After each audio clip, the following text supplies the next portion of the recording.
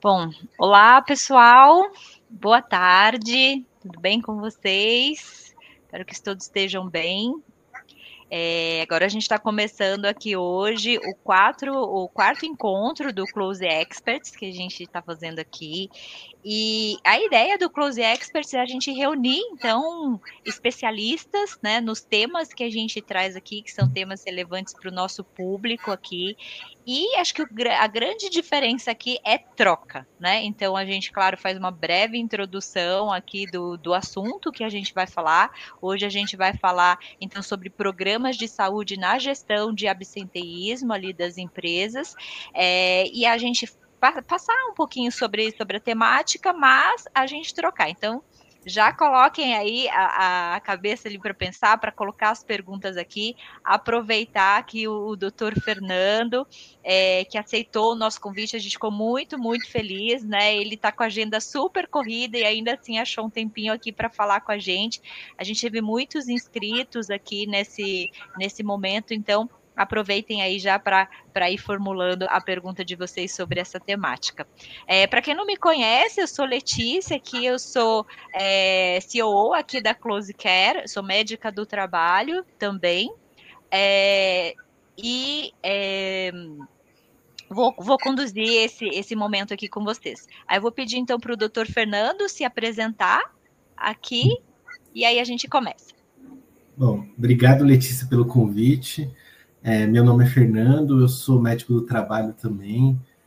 Já passei por diversas empresas, diversos locais. Eu já fui médico de assessoria, já fui médico de restaurantes, já fui médico de sindicato, já fui médico de banco, sistema financeiro, construção civil, né? E atualmente eu estou numa indústria de bens de consumo que é a P&G, né? E meu papel, eu comecei como gerente médico, depois virei gerente médico Brasil, e agora, no ano passado, eu fui promovido para diretor médico para a América Latina. Então, não cuido mais só do Brasil, agora eu cuido dos países da América Latina também, né? Argentina, Colômbia, Chile, Peru, está tudo na minha responsabilidade também, né? Obrigado pelo convite, Letícia. Muito bom, e o doutor Fernando aqui também é professor, né?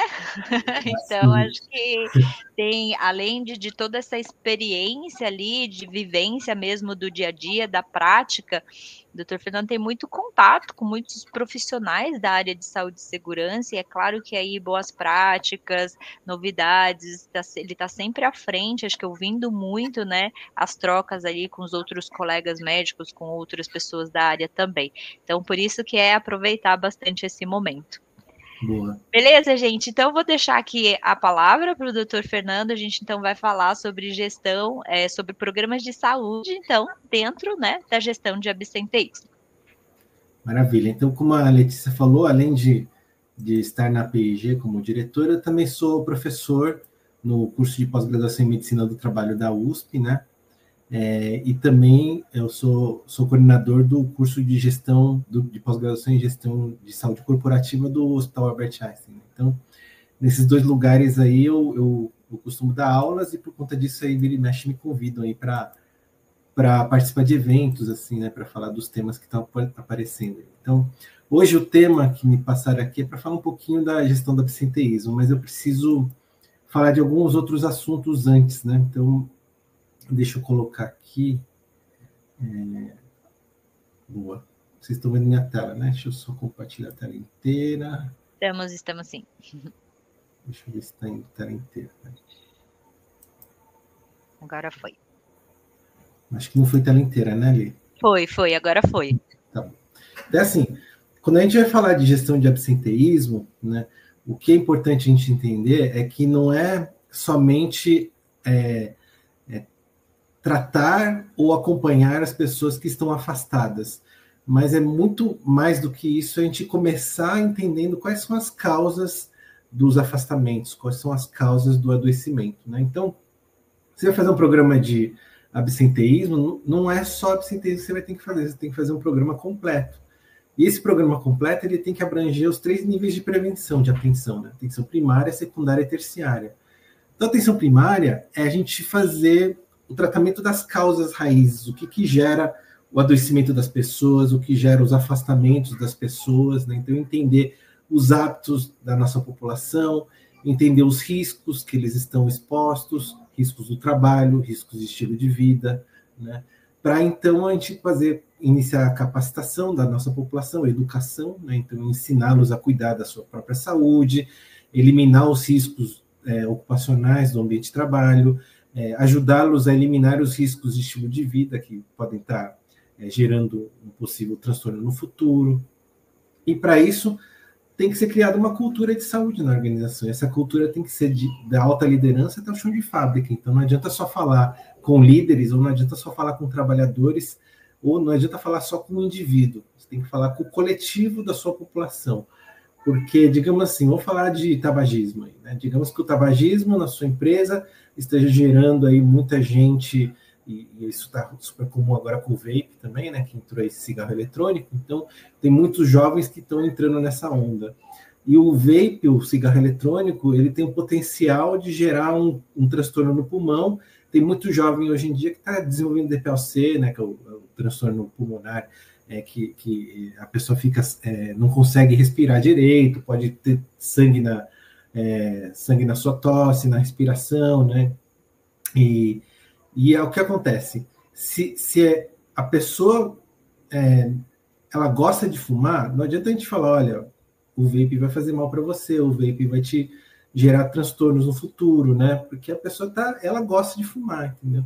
Então, o único jeito da gente conseguir fazer com que ela pare de fumar é se o meio que está no entorno dele também pare de fumar ou auxilie ele a parar de fumar. Se ele está no meio que todo mundo fuma, então é muito difícil mudar o indivíduo. Agora, se eu conseguir atingir a população e todo mundo se conscientizar e criarem um ambiente que queiram parar de fumar, por exemplo, aqui dentro da empresa ninguém pode fumar. Quer fumar vai ter que descer os 27 andares lá para fumar lá fora, né?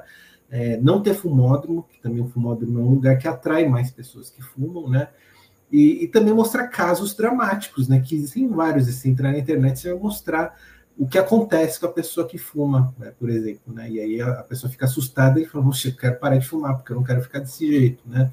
E aí você pega o coletivo das pessoas para tentar mudar. Estou falando de cigarro, mas isso vale para qualquer coisa, vale para alimentação, vale para atividade física, vale para doenças ocupacionais relacionadas ao trabalho, né? Então, a atenção primária é basicamente isso, é educação, eliminação dos riscos, né, e criação de um ambiente ou de uma cultura de saúde, né? E aí você estaria fechando a torneira do afastamento, né? Eventualmente, vai escapar algumas pessoas, porque elas podem estar num ambiente, na sua casa, que favorece o adoecimento, a comunidade onde ele vive, os vizinhos, os amigos, né, que aí é fora do ambiente de trabalho. Então, fica fora do controle da empresa. Então, essas pessoas certamente podem adoecer. Ou os fatores genéticos, que também vão gerar adoecimento por alguma doença familiar, por exemplo. E aí a gente tenta capturar essas pessoas pela prevenção secundária ou atenção secundária, que é a aplicação de questionários, que a gente vai rastrear doenças, detectar as doenças o mais precocemente possível. Quanto antes a gente trata as pessoas, quanto mais cedo, mais precoce você trata as pessoas, menos sequelas elas vão ter no futuro. Então, menos risco delas se afastar, provavelmente, né? E ainda assim pode escapar pessoas, mas aí sim a gente fala da gestão de afastamentos pura, né? Que é você tratar as pessoas que estão adoecidas, né? Então, se alguém escapou, porque, olha, eu fiz promoção da saúde, cuidei da minha saúde, mas eu tinha uma doença marcada para aparecer, porque na minha família tem, entendeu?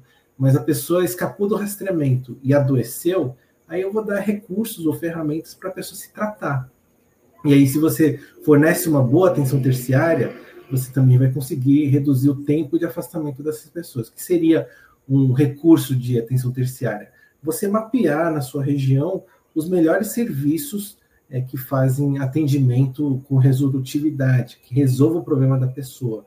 Pode ser no SUS, né? Então você mapear na região que você está trabalhando, ao redor da empresa, os melhores postos de saúde, ou então fazer parceria com esses postos de saúde, se você não tem plano de saúde na empresa, então fazer parceria com as UBSs para você poder direcionar seus trabalhadores para essas UBSs e eles poderem ser atendidos lá, e eventualmente a UBS até ajuda a empresa com material educativo, com vacinações também, que eles podem fazer dentro da sua empresa, né? Então, isso porque eles têm meta, a UBS tem meta de vacina. Então, eles podem aplicar vacina dentro da empresa também. Se você levar lá a quantidade de pessoas e a UBS achar que vale a pena, eles vão marcar um dia para fazer a vacinação na companhia.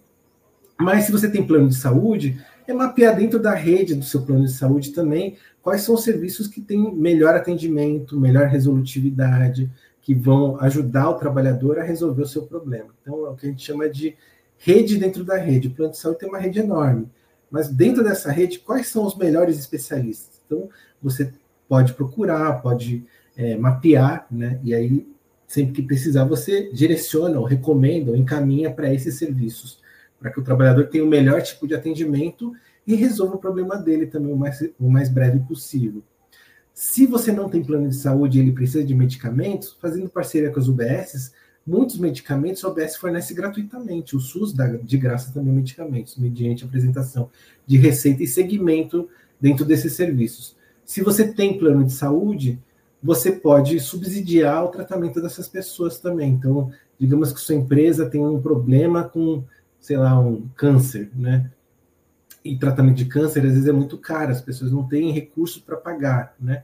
Então, se a empresa puder ajudar, subsidiando uma parte do valor desse tratamento, a pessoa vai aderir ao tratamento e não vai abandonar. Outras doenças mais complexas com remédios caros também são os transtornos mentais, né? Os transtornos de depressão, ansiedade. Hoje em dia, os remédios para isso são caros, né? E nem todos existem na rede pública, nem todos os medicamentos existem na rede do SUS. Então, se a empresa ajudar com o subsídio desses tratamentos, facilita o acesso, dificilmente a pessoa abandona o tratamento, e aí, se ela está tratando direitinho, ela não vai se afastar. Então, a pessoa pode ter a doença, pode ter uma depressão, pode ter uma ansiedade, mas tratando, ela é tão produtiva quanto. Então, dá para fazer desse jeito, né? E aí, quando você faz um programa com atenção primária, secundária e terciária, o que a gente está falando basicamente é isso aqui, né? Isso aqui é hierarquia de controle de riscos. Isso aqui a gente usa muito em saúde ocupacional, segurança do trabalho. Aliás, hoje, dia 27, queria dar parabéns aqui para todos os técnicos de segurança, todos os engenheiros de segurança, que é o dia deles aí, né? Então, se tiver algum aqui na live assistindo, parabéns para vocês. Vocês são muito importantes aqui para mapeamento dos riscos dentro do ambiente de trabalho. Mas, basicamente, essa pirâmide aqui, essa semipirâmide que vocês estão vendo, ela é para controle de riscos do ambiente de trabalho, mas também serve para controle de riscos pessoais, né? Controle de riscos de estilo de vida, por exemplo. O principal, né, para detectar um risco, um fator de risco, é eliminar esse fator de risco, né? Aí, se não é possível, você tenta substituir por um risco menor. Se não é possível, aí vai com medidas de engenharia ou administrativas. E, por último, aqui na medicina e segurança do trabalho, a gente chama o uso de EPIs. Vamos falar aqui da época da Covid, por exemplo. Na Covid, quando não tinha vacina, o que as pessoas faziam? Elas usavam máscara, que é o EPI, que é a última arma que a gente tem, né? A máscara, ela é eficaz, mas de todos os tipos de controle, ela é a menos eficaz. Por isso que, junto com a máscara, tinha que ter uma medida administrativa, que seria mandar as pessoas para casa, para home office, né? Isso é uma medida administrativa. Tem as medidas de engenharia, que seria o distanciamento, né? As pessoas ficarem afastadas umas das outras. Tem as medidas de engenharia, tipo, usar aquelas barreiras de acrílico, né? Para as pessoas que estão trabalhando uma próxima da outra, não ter as gotículas indo um para o outro, né? Mas aí, quando surgiu a vacina da Covid, a vacina foi a eliminação que a gente falou, né? Então, quando a gente vacina a nossa população, estou eliminando ou acabando com o agente agressor, que é o vírus da Covid. E aí, por conta da vacina, a gente conseguiu parar de precisar usar máscara, de precisar fazer distanciamento, de precisar usar as barreiras de acrílico, de fazer aí as outras medidas que a gente tomou aí durante a época da Covid. Então, por isso que a gente fala que essa pirâmide não é só para segurança ou medicina do trabalho, mas ela também é para estilo de vida aí, né? Então, a gente sempre tenta eliminar a causa, né? Aí, se você elimina a causa, você vai, aos poucos, com o passar dos anos, reduzir o absenteísmo, os afastamentos que tem dentro da companhia, né? Vou parar aqui de compartilhar para voltar aqui e olhar de novo vocês aí, né? Já me surgiu uma pergunta aqui, doutor Fernando, que é a seguinte, né? A gente conversa muito aqui com as empresas, com as pessoas aqui, né, que tem contato aqui com a gente, enfim. E elas sempre falam de equipes muito enxutas, né, dentro da área de saúde e segurança, então, não tendo ali todos os profissionais que gostariam, enfim. E você citou essas parcerias, né? Então, com a UBS, a questão do plano, fazer a rede dentro da rede. O que você daria ali de orientação? Qual que é o primeiro passo? É chamar a corretora? É ir na UBS, realmente ali mapear? Como que isso seria um pouquinho mais na prática? Tem algumas coisas que pode ser feito inicialmente, que é conversar com a sua população, né? Então, pode ser o RH, pode ser a área médica, pode ser a área de segurança, mas entender as dores da sua população, né? O que gera o mal-estar dentro da empresa, o que gera o adoecimento dentro da empresa. Lógico que eu estou falando de uma conversa que não é uma consulta, tá? Não é para fazer diagnóstico ainda, mas é para você sentir o clima, né, que a gente fala. Então, conversar com as pessoas é super importante para você entender aonde que está pegando, quais são as dores da sua população. E aí, se você tem os exames ocupacionais, que são obrigatórios por lei, né, então começar a mapear dentro dos exames ocupacionais, os exames periódicos, quais são as queixas dos trabalhadores. Aí quem tem que fazer essa análise é o médico do trabalho, né? Ah, mas a minha empresa é muito pequena, eu não tenho médico do trabalho. Certamente você tem contratado alguma assessoria, alguma consultoria que faz serviço para vocês. Então, pedir para essa consultoria levantar os indicadores de estilo de vida ou de riscos ocupacionais e as queixas dos trabalhadores dentro do exame ocupacional, né? E para isso você vai ter que exigir uma boa qualidade desses exames também. Os exames têm que ser bem feitos para você poder fazer uma anamnese e poder identificar quais são as causas dos adoecimentos da sua população. Outro também é o levantamento dos próprios atestados. Aí. Empresas pequenas, normalmente elas não têm médicos, não tem SESMIT, né? Mas o RH recebe os atestados.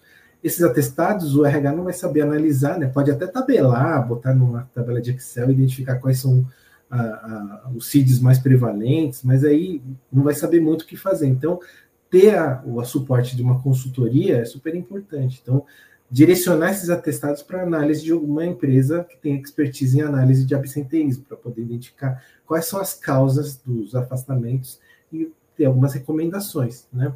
Outro lugar também, se a empresa tem plano de saúde, é identificar quais são as causas de mais custo, né? Que gera mais custo ou mais internação, ou mais realização de procedimentos dentro da empresa, né?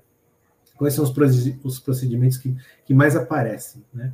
Hoje em dia, procedimentos que mais aparecem são psicoterapias, por exemplo, né? Então, quando tem muita psicoterapia, já dá um sinal de que tem algum problema de saúde mental dentro da organização, né?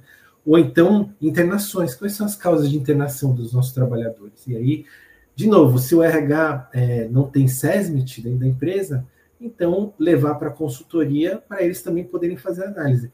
Quanto mais dados vocês tiverem, se vocês têm um SESMIT, uma equipe médica dentro da empresa, é melhor, porque essa equipe médica vai pegar os atestados, vai pegar as avaliações dos exames ocupacionais, vai pegar as avaliações do plano de saúde, vai pegar as conversas que eles escutam na CIPA, né, nos diversos locais da empresa e cruzar esses dados para poder, então, entender aonde está a dor dessa companhia, onde está gerando mais afastamento, mais causa de afastamento, qual o risco maior que existe nessa empresa, né? E aí sim criar um plano de ação baseado nisso. Se a empresa é pequena, não tem SESMIT, aí é enviar esses dados para uma consultoria que consiga analisar, cruzar esses dados e poder fazer uma recomendação. O que pode ser feito com isso, né? Eu lembro quando eu tinha uma consultoria no passado, hoje em dia não tenho mais, tá? Mas no passado eu tinha também, né? E eu atendi várias pequenas e médias empresas. Muitas empresas até me procuravam porque nem era o problema da saúde ocupacional, era porque o plano de saúde estava com custo elevadíssimo, né? E também o número de afastados estava muito alto, né? Então, o que a gente fez é justamente cruzar informações, pegar esses dados do plano de saúde, pegar os atestados que foram entregues na empresa e juntar com os dados da saúde ocupacional para, então, nesse cruzamento, identificar o que é que está gerando esses atestados, o que é que está gerando esses afastamentos, e aí poder fazer uma recomendação, né? E a recomendação, ela é direcionada ao que eu estou observando, não dá para fazer um modelo de programa de gestão de afastados, né, ou gestão de absenteísmo, infelizmente, né? Eu sei que tem muita empresa que deve vender aí, não, compre o nosso programa de gestão de afastados como se fosse igual para todo mundo, mas na verdade o melhor é aquela empresa que analisa a fundo as causas raízes, né, e dá recomendações em cima disso, não genéricas, tipo, vai implantar ginástica laboral, vai implantar programa de mindfulness, né? Isso tudo aí a gente fala que é modinha, né? Já teve a época da ginástica laboral, já teve a época do mindfulness, agora está na época da felicidade, né? Mas antes de implantar esses programas, entender realmente é o que a sua população precisa, né? Para não sair comprando o gato por lebre aí, né? Eu acho que esse é um bom ponto, até então vinculando a questão do recurso pequeno, às vezes não tem um orçamento, né, tão grande ali para fazer esses investimentos, e a gente sempre fala aqui, até na gestão de absenteísmo, ou enfim, buscando a saúde, a gente tem que ter a pergunta clara, o que a gente quer e diante daquilo que a gente tem para a nossa população. Senão você fica com um monte de programa, né, e você não está movendo de fato, às vezes não é o que a sua população precisa. E às vezes quem tem a consultoria só fala assim, mas eu não consigo, mas essa dica do doutor Fernando é ótima, então assim, é a recomendação diante dos dados aqui que eu tenho. Então, se vocês têm ali os dados de saúde, ou de um questionário, ou dos atestados, essa consultoria, sim, pode olhar ali para o conjunto de dados da sua empresa e fazer a recomendação. Então, qual a recomendação diante aqui da minha realidade? Acho que é um ótimo ponto, em vez de entrar e falar assim, eu queria comprar o programa, e a pessoa vai lá e pega e compra o primeiro que alguém vai oferecer, né? Quer seja a ginástica, quer seja a felicidade. Acho que quando você muda ali a pergunta que você faz para a consultoria, a resposta pode vir mais adequada ali para aquilo que você precisa, né, doutor? O que pode acontecer muitas vezes é uma pequena e média empresa ter uma consultoria, né, que faz aqueles exames ou atestados só para cumprimento da lei, né? E aí chega essa dor, né? Puxa, estou vendo que o número de afastados na empresa está aumentando, ou então o custo do plano de saúde está aumentando. E aí liga para essa consultoria e fala, olha, eu estou aqui com um problema, eu precisaria que você me desse um suporte. E essa consultoria não sabe, né, fazer essa análise. Então, já deu para ver que está precisando de uma consultoria melhor, né? Então, procurar uma consultoria que consiga analisar melhor. Porque o ideal, assim, uma consultoria boa é aquela que faz um exame bem feito, que faz uma anamnese bem feita, que consegue identificar, até dentro do exame ocupacional, quais são as causas que podem estar gerando esses afastamentos, quais são as causas que podem estar gerando esse aumento da utilização do plano de saúde, né? E se você fornece esses dados para essa consultoria, ela vai cruzar e vai chegar numa causa raiz, e aí vai fazer uma sugestão. E, de novo, consultorias, o máximo que elas conseguem é fazer recomendações, porque elas não estão dentro da empresa. Então, aí depois que é feita a recomendação, não adianta nada só ler e falar, legal, e colocar na gaveta, né? Mas é ler, né, e tentar fazer uma mudança na empresa, né? Então, empresas que querem melhorar e querem reduzir o número de afastados, que querem reduzir os custos do plano de saúde, elas têm que levar a sério as recomendações que são dadas, né? Então, não é somente para ter um documento e guardar na gaveta, mas é ter lá o relatório, né, indicando o que é necessário ser feito e elaborar um plano de ação. Aí é parte da empresa pegar essa recomendação e juntar lá. É pequena empresa, então, sei lá, o dono da empresa juntar com os gerentes, se é que tem, né? Às vezes é só uma papelaria com 2, 3 funcionários, mas ele mesmo, ele lê e fala, puxa, então eu preciso trabalhar em cima disso. Se ele tem dúvidas ainda de como trabalhar, é chamar a consultoria mesmo e tentar fazer com que a consultoria auxilie em como esse dono dessa empresa possa implantar esse programa, né? Eu vou dar um exemplo aqui, né? Teve uma empresa que, no passado, ele estava com muita gente afastada, né? Isso lá para os anos 2000, mais ou menos, né? Muita gente afastada, e quando a gente foi ver o que estava acontecendo lá, é assim, ele falou, olha, além do afastamento, o meu plano de saúde está com um custo elevadíssimo, né? E aí eu fui nessa empresa, e era uma empresa que tinha uma névoa no ar, assim, né? Era uma empresa, assim, lá em Osasco, né? Fundo de quintal, né? E eles faziam aquele travesseiro da NASA. Não sei se vocês já viram. Ah, sim. Engraçado, porque travesseiro da NASA é uma invenção brasileira, né? Porque a NASA nunca fez travesseiro. Mas o brasileiro só compra se tiver escrito que é travesseiro da NASA.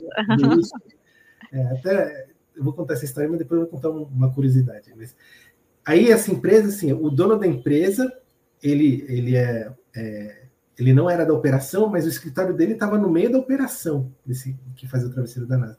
Então ele respirava a mesma névoa que os trabalhadores estavam expostos também, porque estava todo mundo junto, né?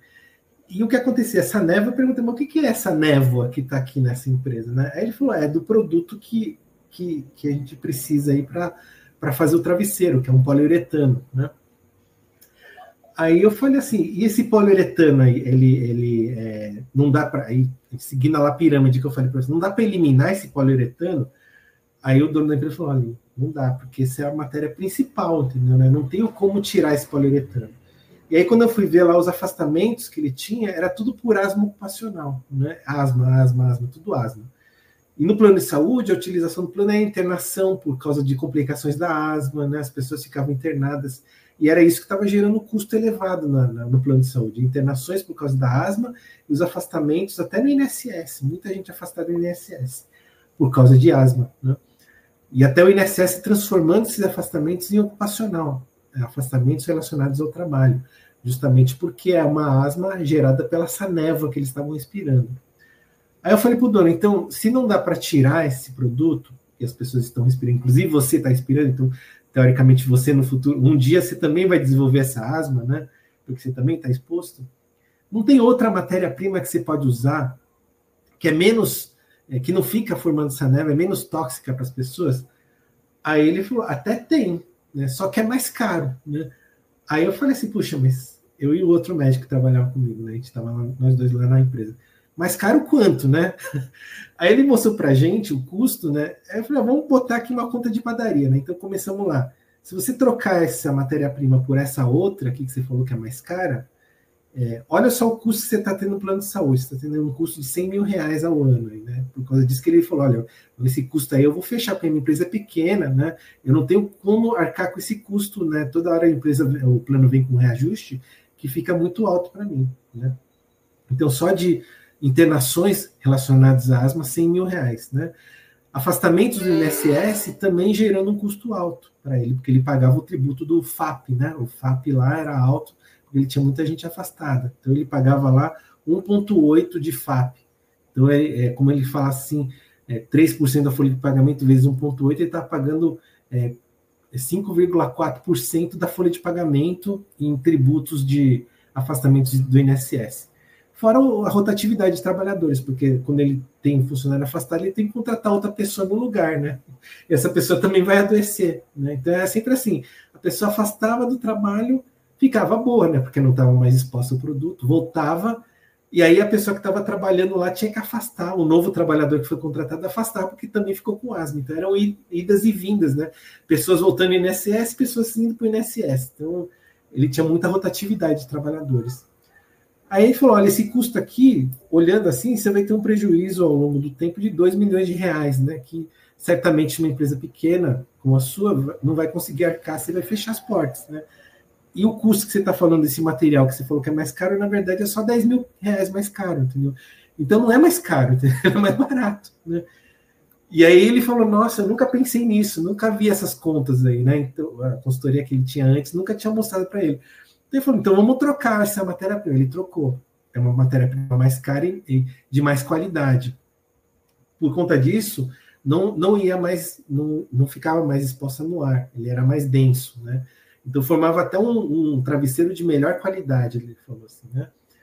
A gente voltou lá 6 meses depois. Era outra empresa, não tinha mais a névoa no ar, porque ele trocou a matéria-prima, então não ficava mais exposta. E ele falou, olha, eu troquei, foi a melhor coisa, porque agora ninguém se afasta mais, ninguém está indo mais, porque não tem mais asma, né? Ninguém mais ficava inalando aquela poeira, né? o poliuretano que estava no ar. Por conta disso, a gente eliminou o risco, né? Porque o risco não ficava mais no ar. E a gente pôde tirar até os exames complementares, não precisa mais fazer espirometria, não precisa mais fazer exame complementar, entendeu? E aí o que aconteceu? O número de afastados caiu, né, ao ponto de chegar a zero, ele não tinha mais afastamentos, porque ninguém mais ficava com asma.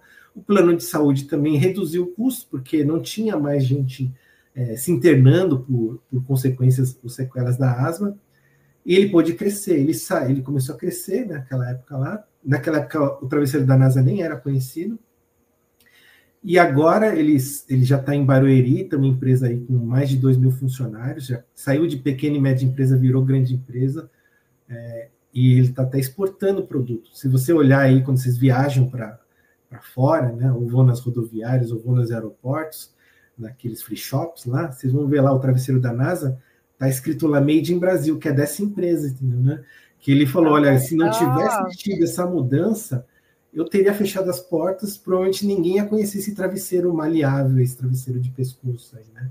Que vocês encontram nas rodoviárias, até em outros países. Se vocês forem para outros países e irem nos free shops, vocês vão ver lá tá escrito travesseiro da NASA, né? Mas tem lá uma etiqueta Made in Brasil, né? Que é feita aqui em Barueri, São Paulo, né? Então, de novo, é uma redução de absenteísmo, redução de custos. A empresa saiu de pequena e média, foi para grande empresa, né? Já está exportando para fora, né? Então, você já tem que avaliar com profundidade, né? Não dá para ser raso ali nas avaliações. Já pensou a oportunidade toda que teria sido perdida, né? Exatamente.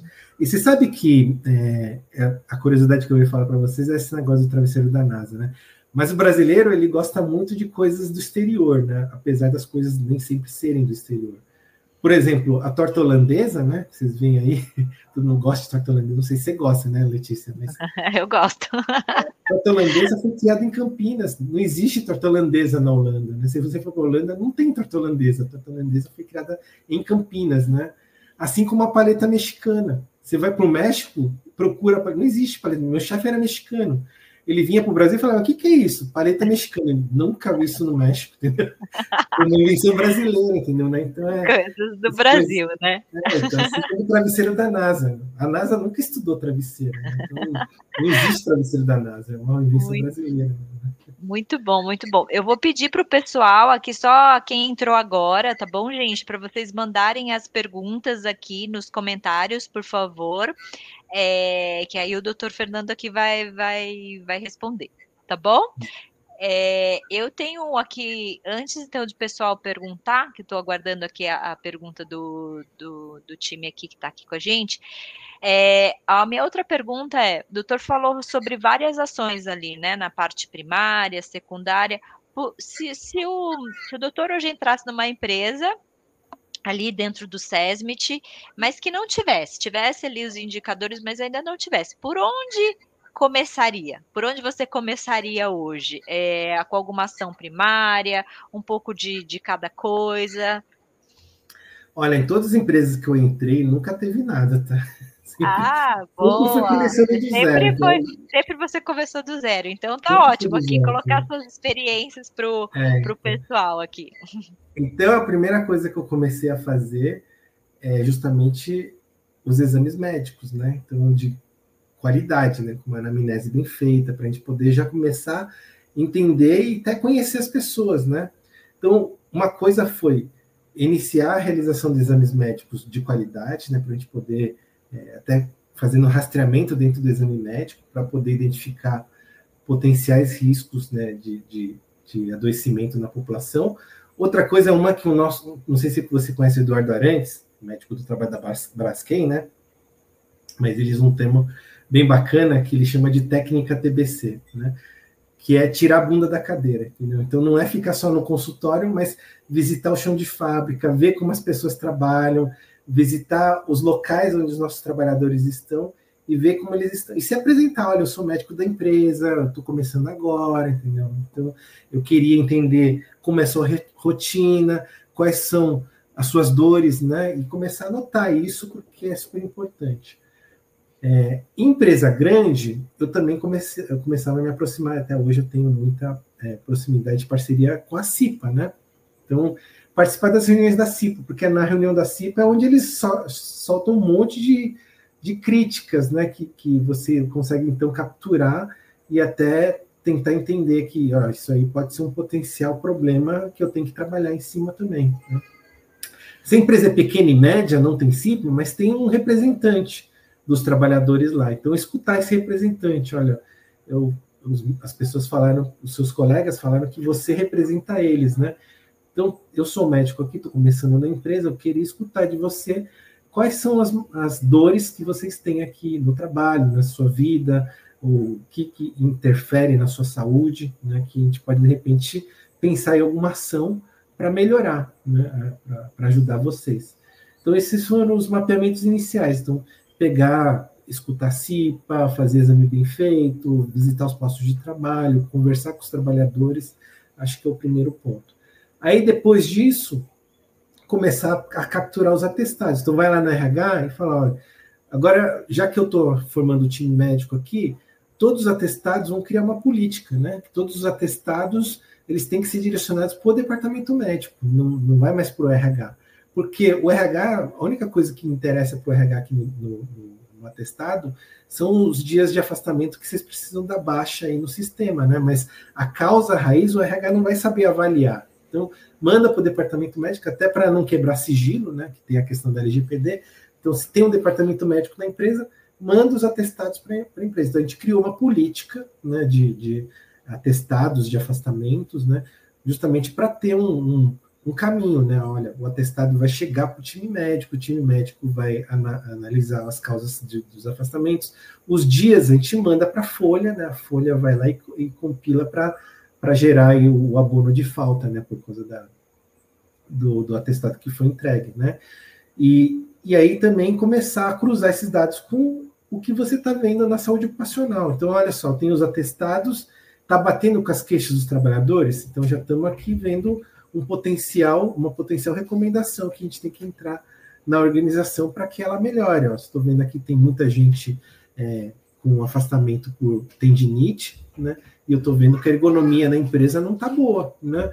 Então aí é um ponto a gente trabalhar, entendeu? Melhorar a ergonomia, né? O mobiliário, ou mesmo as atividades que os trabalhadores fazem, se eles estão tendo muitos movimentos repetitivos, né? E aí a gente consegue, então, quebrar esses atestados que estão aparecendo, se melhorar a ergonomia, né? É sempre assim.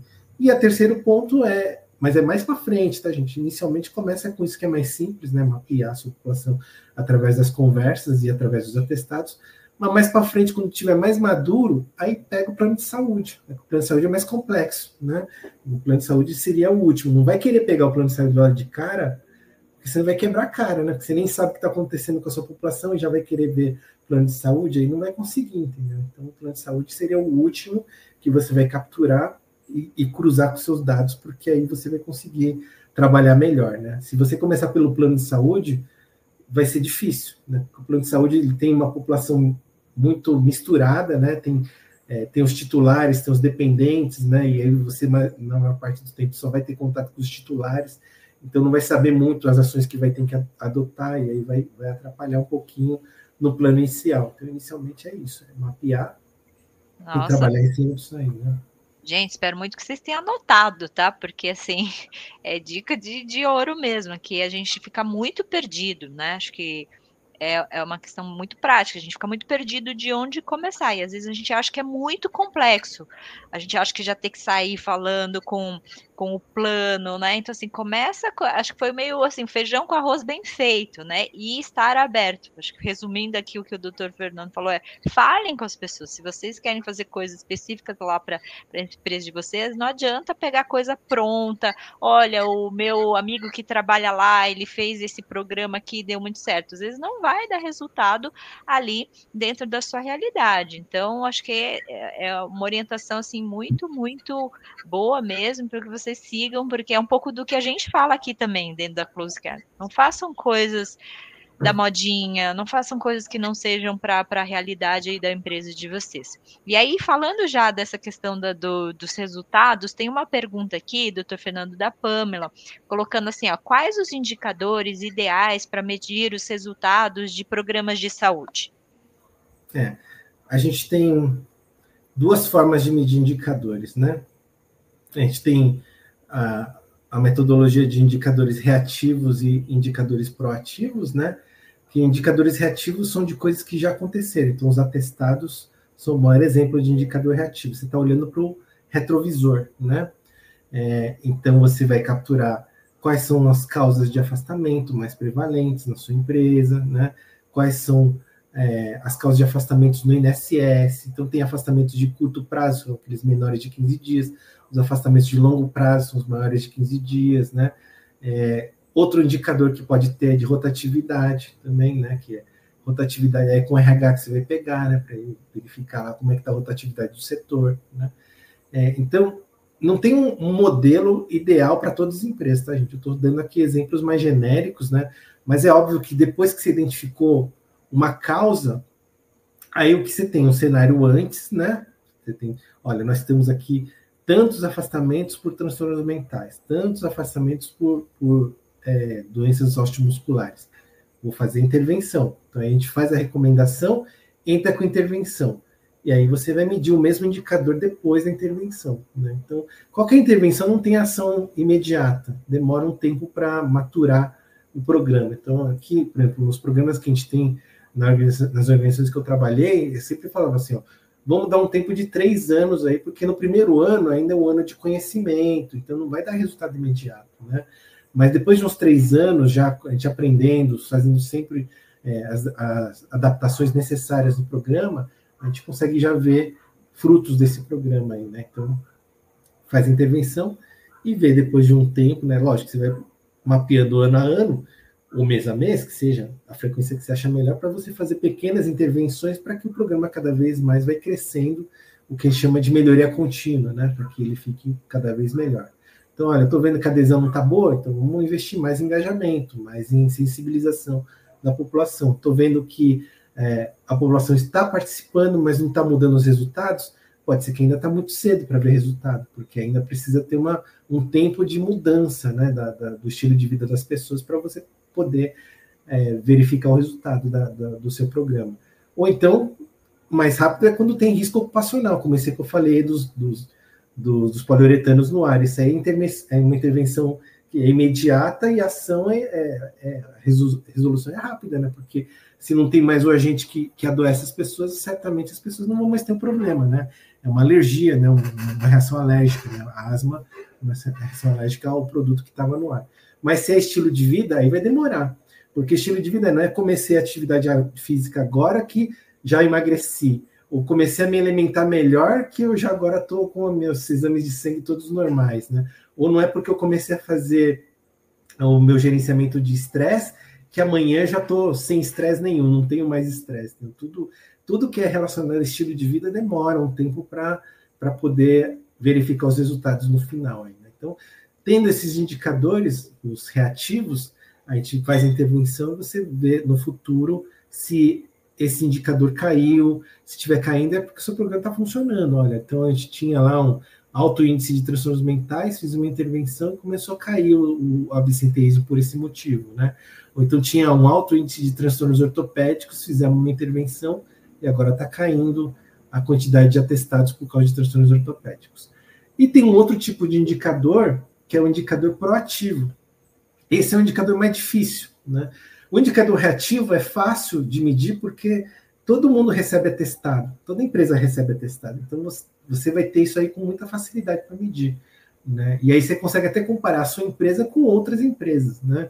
Ah, como é que está o meu concorrente? Meu concorrente em termos de afastamentos por transtornos mentais ou afastamentos por doenças ortopédicas. Ah, meu concorrente não quer abrir? Vai lá no INSS, que no INSS tem, né, a base de dados do INSS, você consegue ver também qual que é a quantidade de afastados no INSS por causa desses transtornos por segmento. Dá para até fazer por indústria, por sistema financeiro, né? Você consegue cruzar, olha, eu sou do sistema financeiro, versus aí o benchmarking, que é o dado do INSS, como é que nós estamos? Dá para fazer. Agora, o proativo é o melhor indicador para a gente fazer prevenção, mas é o mais difícil de medir. Então, o proativo, por exemplo, o que a gente vai ver? Então, vamos falar de ergonomia aqui, né? De transtornos ortopédicos, né? Então, O proativo seria fazer uma análise ergonômica dos ambientes de trabalho e verificar quais são os postos de trabalho que têm alto risco de geração de transtornos ortopédicos. Aí, olhando isso, você tem aqui um fator que não necessariamente as pessoas estão doentes, mas se continuarem trabalhando ali com esses riscos de ergonomia, eles vão adoecer no futuro. Então, nós temos que fazer intervenção agora, para não gerar um problema no futuro. Já que a gente está falando de NR1 agora, né? Então, olha, vamos medir aqui os fatores psicossociais do trabalho, né? Então, digamos assim, nossa população está falando que tem baixo reconhecimento, tem baixo suporte da liderança, tem baixa remuneração. Então, isso aí, não necessariamente as pessoas estão doentes, mas no futuro vão ficar, porque elas vão falar assim, poxa, eu trabalho tanto e meu chefe não me reconhece. Eu trabalho tanto e eu não recebo o valor que eu mereço, né? Eu trabalho tanto, eu tenho tantas dificuldades e o meu chefe não me dá suporte.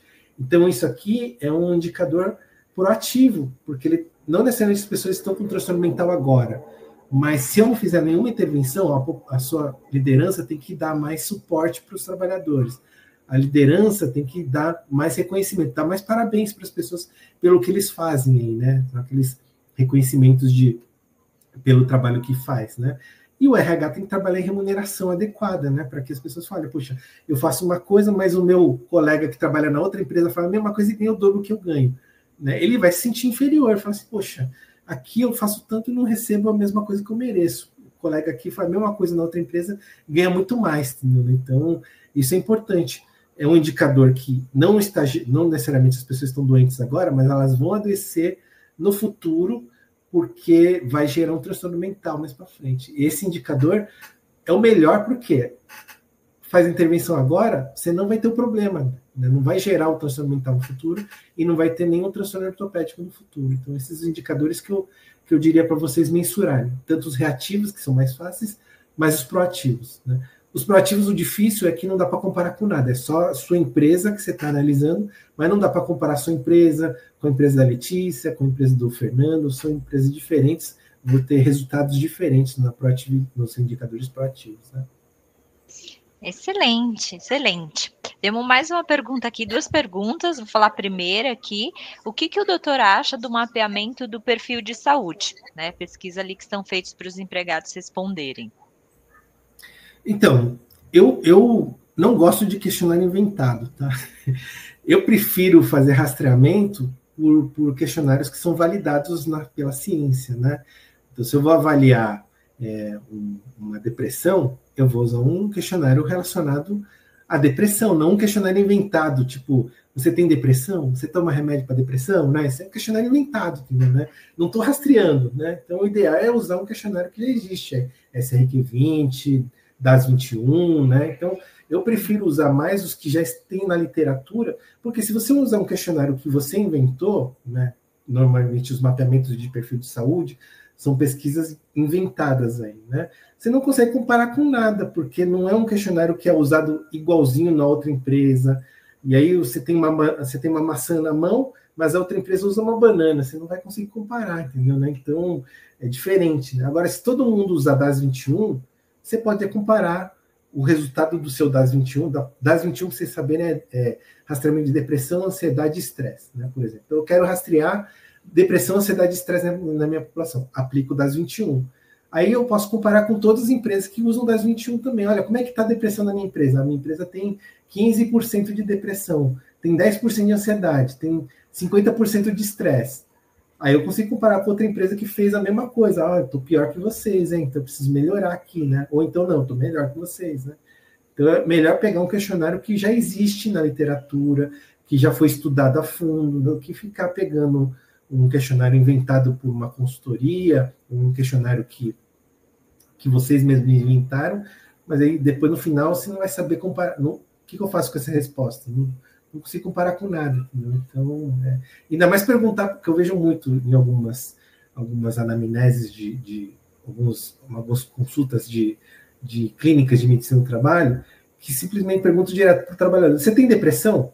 O trabalhador às vezes não sabe o que é depressão. Eu falo, não sei. Eu acho que não, né? Mas às vezes a pessoa tem depressão. Mas você tem que fazer um questionário adaptado direcionado para rastrear a depressão. Daí você sabe se ele tem depressão ou não, né? Ou se ele pode ter depressão no futuro também, né? Agora, perguntar diretamente isso é pouco eficaz. Porque para mim, pode ser que a minha tristeza eu acho que é depressão. E eu falei, eu tenho depressão, porque eu vivo triste. Mas tristeza e depressão são coisas diferentes, né? Enquanto para a Letícia pode ser que ela está super bem, mas tem dias que ela não fica bem, e isso já pode ser uma depressão, né? E aí, se eu fizer tá deixando coisa, passar, né? Tá deixando passar, entendeu, né? Então... Exatamente. Temos mais uma aqui. Qual a estratégia para a prevenção do adoecimento, além do olhar no retrovisor, e sim de forma preditiva? Assim, a estratégia, assim, você tem um indicador, você tem que criar um plano de ação. Entendeu? Essa aqui é a estratégia. Entendeu? Identificou qual é a causa raiz, vamos trabalhar em cima disso, entendeu, né? A causa raiz é estresse, é ansiedade, é depressão? Então vamos criar um programa de saúde mental, primeiro, garantindo que a organização do trabalho está adaptada, né? Está sob controle, então vamos medir os fatores psicossociais no trabalho, já que existe muita depressão no trabalho, muita ansiedade dentro do trabalho, muita gente estressada, então o que eu tenho que garantir é que não é o trabalho que está gerando isso. Então, para fazer isso, eu tenho que garantir que os fatores psicossociais no trabalho estejam sob controle, que as pessoas tenham demandas adequadas, que as pessoas tenham controle do que fazem, tenham autonomia, flexibilidade, suporte dos seus líderes, que sejam envolvidas nas decisões de trabalho, que elas tenham reconhecimento, remuneração adequada, né?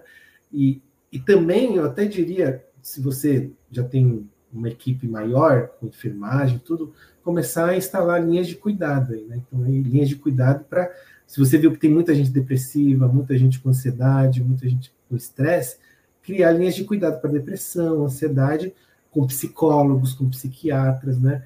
Ah, mas a empresa é pequena, eu não tenho como ter isso dentro da empresa. Então, contrata uma consultoria que faça isso, né? Que tenha aí psicólogos e psiquiatras que possam dar suporte para você, né? Para botar essas pessoas que estão com depressão na linha de cuidado certa, né? E ela seja acompanhada e tratada de forma adequada. O que acontece quando não tem linha de cuidado? Digamos assim, tem uma pessoa com depressão, ela vai no plano de saúde, procura um psiquiatra fora da linha de cuidado, a primeira coisa que o psiquiatra faz é dar um atestado de 30, 60, 90 dias. Aí você já ganhou um atestado e um afastamento da pessoa. Agora, se você tem um programa de linha de cuidado, esse trabalhador com depressão, ele vai ser avaliado por um psicólogo ou por um psiquiatra.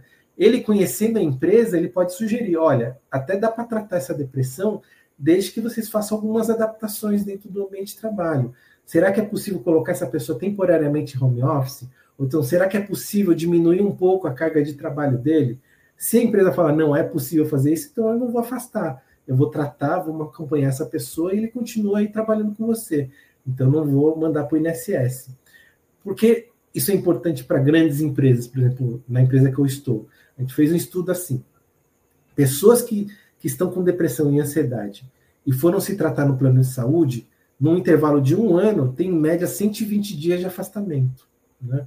Pessoas que estão dentro da linha de cuidado, com o nosso psiquiatra, com o nosso psicólogo, e a gente conseguiu adaptar o trabalho para eles têm, no intervalo de 1 ano, cada um que foi dentro da linha de cuidado, uma média de 9 dias de afastamento. Então, você trocou 120 dias de afastamento daquelas pessoas que não estavam dentro da nossa linha de cuidado, versus 9 dias de afastamento das pessoas que a gente conseguiu adaptar o trabalho para ele não precisou ficar afastado. E ansiedade tem cura, tá, gente? Não é eternamente que a pessoa fica se tratando. Se fizer um acompanhamento direitinho com o psiquiatra, fazendo um tratamento adequado, ele consegue receber alta do psiquiatra e do psicólogo. Não fica eternamente fazendo psicoterapia, não fica eternamente aí fazendo tratamento psiquiátrico também, né? Olha, muito bom ponto. Até a gente tem uma pergunta aqui na próxima sobre risco psicossocial e até queria acrescentar isso aqui na Closecare a gente fala muito, né? Se você esperar realmente um atestado ali de 30 dias para cuidar ali, de fazer o seu programa, né, de saúde mental, dá sinais antes, né? Então, você tem ali já o mapeamento dos riscos psicossociais e você tem a questão de um comportamento, de um atestado ali, às vezes, crise de dor de cabeça, sabe? Aquele atestado de dor de cabeça, aí vem um outro de dor de cabeça, aí vem uma crise ali de ansiedade, vem uma náusea, enjoo. Então, assim, não é, você vê que não é uma doença ali que depois se manifestou, é um comportamento. Então, às vezes, se a gente colocar na linha de cuidado, essa pessoa, ela já está com risco psicossocial ali, e ela começa a ter esse comportamento do atestado. Não é ainda um diagnóstico, não é F32, não é F41, mas você já tem que colocar essa pessoa ali na linha de cuidado, né? Então, quando que esse momento a gente direcionar, eu acho que a questão da saúde mental é muito sobre isso, né? Se você esperar,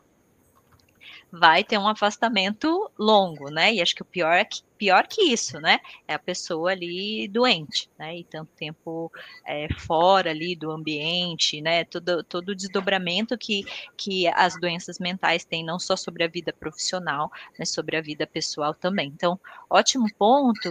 E aí, a pergunta é, né? Alguma sugestão de como fazer o levantamento dos riscos psicossociais?